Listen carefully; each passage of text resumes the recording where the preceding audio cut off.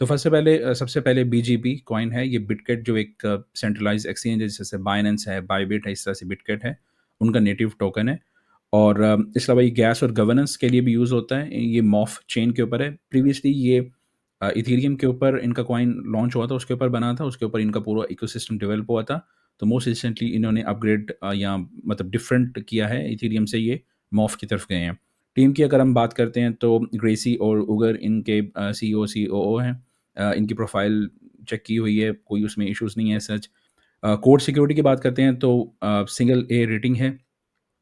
वो इसलिए आती है क्योंकि एक्सचेंजेस में थोड़ा-सा ये इश्यू आ जाता है कि उनके ऊपर प्रूफ ऑफ रिज़र्व जो उन्हें शो करवाने होते हैं, वो उनके प्रॉपर नहीं होते। यानी कि अगर अगर आप लेट्स से 1000 बिटकॉइन को बाय कर रहे हैं, तो बैक एंड पे उनके पास स्पॉट के अंदर 1000 बिटकॉइन होने ज़रूरी होते हैं। इसको प्रूफ ऑफ रिज़र्व कहते हैं। लेकिन अगर किसी एक्सचेंज के पास वो नहीं है तो अगेन वो फिर एक सॉर्ट ऑफ जो उनकी कोड है या जो सिक्योरिटी है, उसके अंदर कुछ हम कह सकते हैं कि फ्लॉज़ हैं।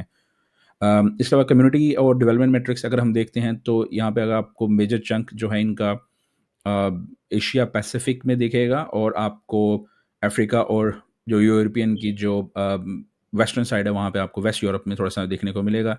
लेकिन साउथ अमेरिका और नॉर्थ अमेरिका में ये आपको इतनी एक्टिविटी नहीं दिखती क्योंकि वहाँ पे ये एक्सचेंज जो है वो ऑपरेट नहीं कर सकती है। तो यहाँ पे आपको वो क्लियरली शो हो रहा है कि वहाँ पे एक्टिविटी एज़ सच नहीं है, वो इस वजह से।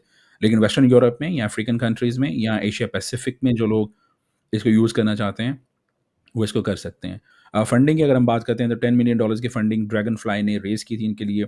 तो करंटली जो इनकी मार्केट कैपिटल है इस टाइम पे $2.5 बिलियन का मार्केट कैपिटल है और इनकी जो एफडीवी है, जो फुली डाइल्यूटेड वैल्यूएशन जिसकी बेसिस पर ये मार्केट कैप है, वो हमारे पास $3.3 बिलियन का है। जी फ़राज़ भाई, कुछ लेवल्स में आप हेल्प कर सकते हैं बीजीबी की? जी बिल्कुल। मेरा चार्ट शो हो रहा है यहाँ पे? जी, बिल्कुल हो रहा है। अच्छा, ये बीजीबी ने बहुत स्ट्रॉन्ग रैली दिखाई थी इस साल अक्टूबर में, पिछले साल अक्टूबर में जो ये परफॉर्म किया $1 से बढ़ता हुआ तकरीबन $8.5 के करीब चला गया था। उसके बाद से ये स्ट्रगल ही करता हुआ नज़र आ रहा है। लोअर हाई बनाने के बाद साइडवेज रहा बहुत अरसे, जो एक कंसोलिडेशन कंसीडर की जाती है 2025 में। ये बहुत अच्छी रेंज के अंदर जमा होता रहा। फ़िलहाल मेरे ख़्याल में कोई इस पे बाइंग सिनेरियो ऐसा अभी नहीं है, इंतज़ार ही करना चाहिए और फिर आए करें कि अगर ये फर्दर ड्रॉप करता है, यानी कि जो ये सपोर्ट 3.3 की इसने बनाई है, इसको भी ब्रेक कर देता है, तो फिर हम आए कर सकते हैं 0.786 की फिबोनाची की रिट्रेसमेंट। यहाँ पे गैप्स भी बने हुए थे, तो 2.5 या 2.495 आपकी वॉच लिस्ट में होना चाहिए। सरमाया.in, जहां हर फैसला बने सरमाया।